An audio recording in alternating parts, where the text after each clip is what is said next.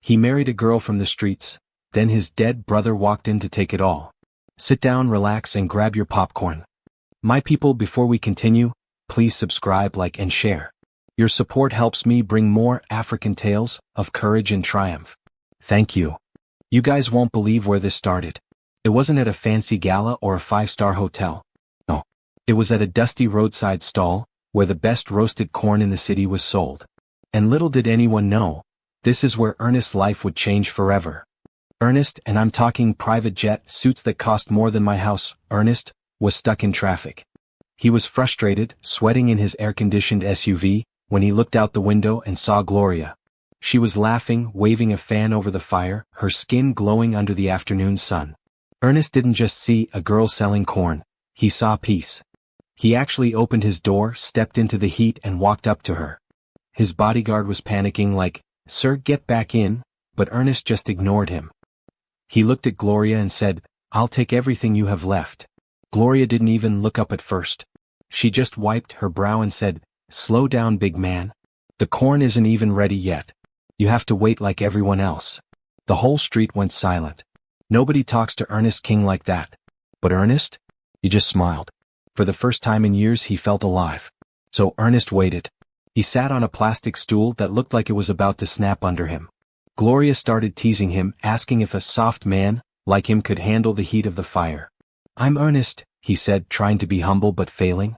"I'm Gloria," she replied, handing him a perfectly roasted cob. "And I don't care if you're the King of England, Ernest. Here you're just a hungry customer." They talked for 30 minutes. Not about stocks or oil prices, but about the smell of the rain and how the city never sleeps. Ernest realized he'd spent his whole life talking to people who wanted his money. Gloria? She didn't even know he had it. And for Ernest, that was the ultimate luxury. Now, you know there's always a but in these stories, right? Ernest's mother, Lady Catherine, was the kind of woman who used a golden spoon to eat her breakfast. When Ernest got home smelling like wood smoke and roasted corn, she almost fainted. "Ernest, you were seen in that neighborhood?" she gasped, clutching her pearls. "The press will have a field day. You are supposed to be seen with women like Jen, the senator's daughter. Not street vendors." Ernest just looked at his mother and realized they lived in two different worlds. Lady Catherine already started planning how to fix her son's sudden interest in the common folk. She wasn't just annoyed, she was scared.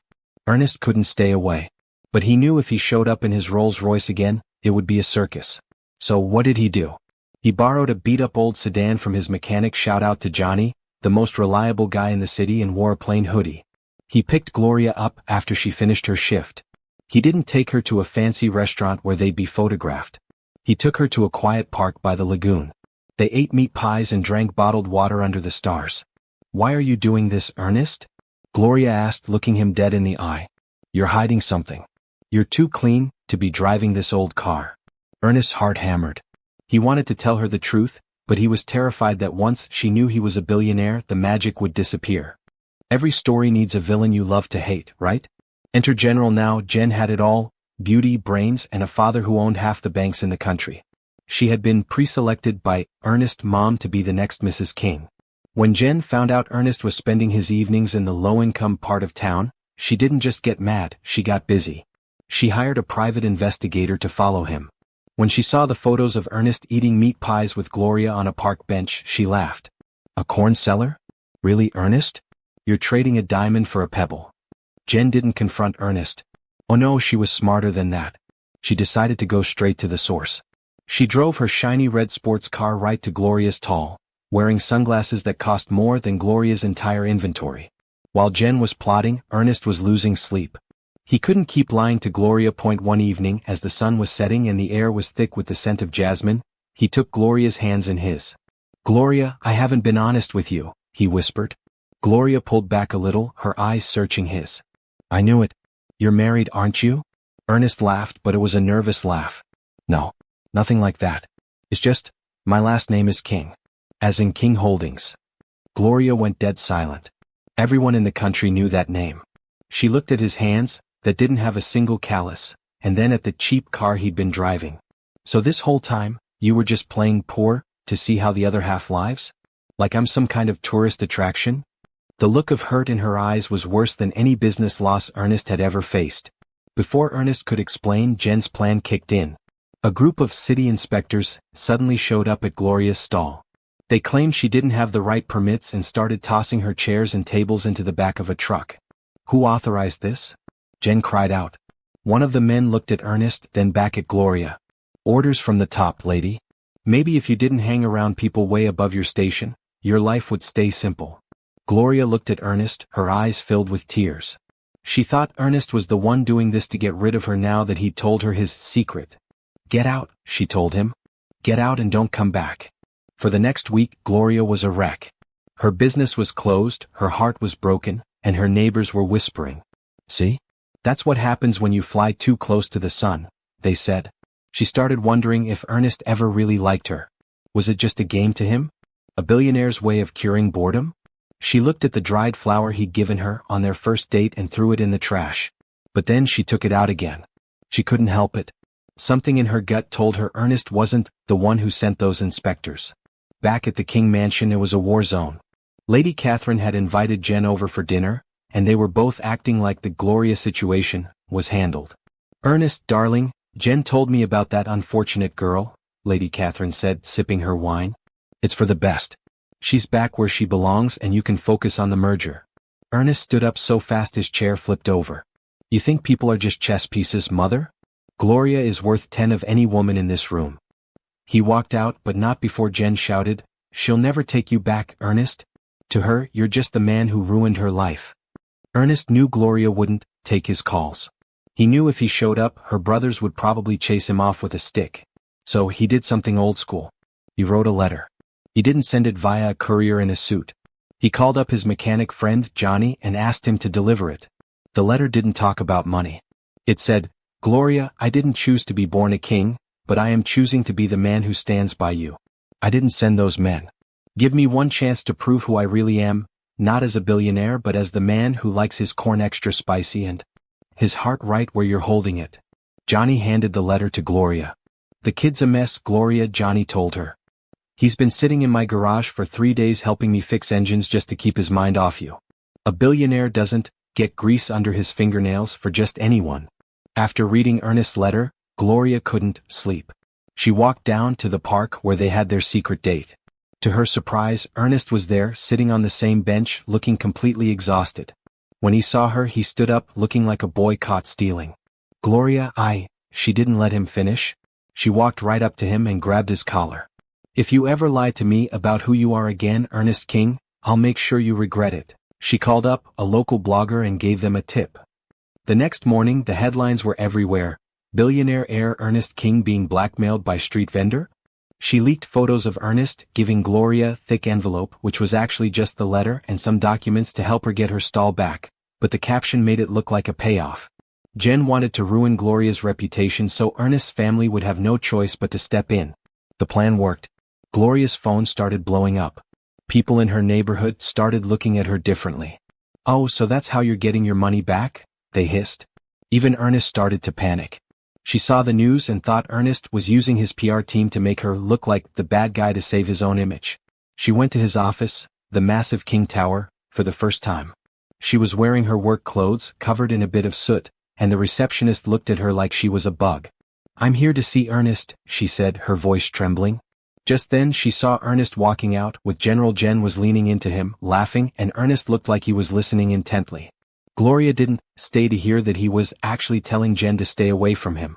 She just turned and ran. Wait, let me tell you about Emeka. Emeka was Ernest's best friend and his fixer. He saw Gloria running out and saw Ernest looking confused. Bro, you're losing her, Emeka said, grabbing Ernest's shoulder. Jen is playing you and your mother is holding the cards. If you want Gloria, you have to stop playing by their rules. Ernest realized Emeka was right. He had been trying to balance his family and his love. He decided right then, no more balancing. He told Emeka to gather every journalist in the city. He was going to set the record straight once and for all. The press conference was huge. Everyone expected Ernest to announce his engagement to General Lady Catherine was in the front row, smiling like she'd already won. Ernest stepped up to the mic. I'm here to talk about the woman I love, he started. Jen straightened her dress. Her name is Gloria, Ernest said firmly. The stories about blackmail are lies. The photos you saw were of me trying to earn back her trust. I'm not the victim here. I'm just a man who realized that all the money in the world is empty if you don't have someone real to share it with. He then showed proof, security footage of Jen's private investigator planting stories. The room went chaotic. Lady Catherine's face went pale, and Jen practically ran out of the room to avoid the cameras. After the press conference, Ernest didn't just send a text. He went back to that same dusty roadside spot. But this time he didn't come in a fancy car. He arrived on a bicycle wearing a simple t-shirt, carrying a massive bouquet of tropical flowers. He didn't just apologize, he showed her a document. He had bought the land where her stall stood and registered it in her name. This isn't a gift from a billionaire, he told her. It's a foundation for your dreams. Whether you stay with me or not, nobody can ever push you off your ground again. Gloria looked at the paper, then at the man on the bicycle. She realized he wasn't trying to buy her love, he was trying to give her back her power. Lady Catherine was furious at first, but then something happened. She fell ill, the kind of stress-induced collapse that makes you rethink your whole life. While Jen was nowhere to be found, she was too busy trying to save her own reputation. Gloria was the one who showed up at the hospital. Gloria didn't bring jewelry or expensive perfumes. She brought home-cooked pepper soup and sat by Catherine's bed. "I don't want your money, ma'am," Gloria said softly. "I just want you to see that your son is happy. And happy sons make for long-living mothers." Seeing Gloria's genuine kindness, Lady Catherine realized that class wasn't about what was in your bank account, but what was in your heart. A few months later, on a boat floating right in the middle of the lagoon under a full moon, Ernest dropped to one knee. There were no cameras, no bloggers, just the sound of the water. "Gloria, you taught me how to be a real man. Will you be my queen?" Gloria, with tears of joy streaming down her face, didn't even wait for him to finish. She said yes before he could even get the ring out of the box. The wedding was the talk of the town, but it wasn't what people expected. Instead of a closed-off ballroom, they held it in a beautiful open garden. They blended both worlds. There was expensive champagne, but there was also a station serving the best roasted corn and street food in the city. Even Johnny the mechanic was there, looking sharp in a suit Ernest bought him, sitting right next to the board members of King Holdings. It was a celebration of love that broke every social barrier. Ernest and Gloria didn't just move into a mansion and disappear. They started a foundation to help small business owners in the neighborhood where they met. Ernest still runs his empire, but every Friday, you can find him sitting on a plastic stool at Gloria's upgraded shop, eating corn and laughing like he doesn't have a care in the world. They proved that while money can build a house, only love can build a home. It was a rainy Tuesday. Johnny was under a greasy old truck, minding his business, when a pair of expensive leather boots appeared next to his head. "Is that any way to treat a vintage engine, Johnny?" a voice rasped. Johnny slid out on his creeper, wiped his face and nearly dropped his wrench. It was Miles. But he didn't look like the playboy heir anymore. He looked rugged, scarred, and like he'd seen things that would keep you awake at night. "Miles? We thought you were dead, man," Johnny whispered. "Not dead," Miles grinned, but his eyes stayed cold. "Just waiting for the right time to come back and claim what's mine." For the first time in months, Gloria felt like she finally belonged. She was wearing a dress that sparkled like the stars, standing next to Ernest at the King Foundation Gala. Ernest leaned in and whispered, "I told you, Gloria. Nothing can touch us now. But you know what they say, never say nothing." Suddenly, the massive gold doors at the back of the hall didn't just open, they slammed against the walls. The orchestra stopped mid-note. The rich and famous froze with their glasses halfway to their mouths. A man walked in. He wasn't wearing a tuxedo. He was wearing a rugged leather jacket, mud on his boots and a look in his eyes that could freeze fire. It was Miles. Lady Catherine's glass hit the marble floor and shattered into a million pieces. She looked like she'd seen a ghost, because she had. Miles walked right up to the stage, ignored the security guards who were too scared to move, and grabbed a microphone. He looked at Ernest, then he looked at Gloria with a smirk that made her skin crawl. "Nice party, little brother," Miles's voice boomed through the speakers. "But you're sitting in my chair. You're spending my money. And you're living my life." Ernest stepped in front of Gloria, his fists clenched. "Miles? You're dead. We buried you." Miles laughed, and it was the coldest sound I've ever heard. "You buried a coffin, Ernest, but you forgot to make sure I was inside. I'm back for the crown. And I'm not leaving until I have everything." The camera started flashing like crazy. The scandal of the century had just walked into the room, and Gloria realized her fairy tale wasn't just over, it was about to become a war. Miles didn't come back alone. Guess who he's been talking to? General, she's still bitter about Ernest choosing Gloria. And she knows Miles has a legal claim to the king chairmanship that could strip Ernest of everything. They meet in a dark corner of the city, plotting to use Gloria's humble background against the family once more. I want the company, Miles tells her. You want the man. Let's get to work. Miles tries to recruit Johnny. He knows Johnny is the only one Ernest truly trusts outside of the family. Come on, Johnny, Miles says, tossing a bag of cash on the workbench. Tell me where Ernest's weak points are. Tell me the secrets he tells you when he's hiding out here. Johnny looks at the money, then at the photo of him, Ernest and Gloria on the wall. He's a mechanic, he knows when something is built to last and when it's being sabotaged. A secret that suggests Ernest might not be the rightful heir after all. Gloria stood alone in the dark library, the paper trembling in her hand. Then she heard footsteps behind her. You shouldn't have looked in there, Gloria, a voice said. The lesson. The past is never truly gone. It hides in the shadows, waiting for the moment to step into the light. What you thought was buried can rise again. When family or loved ones return after years, open your heart, but keep your eyes wide open. Not every return is a homecoming, some are a storm in disguise.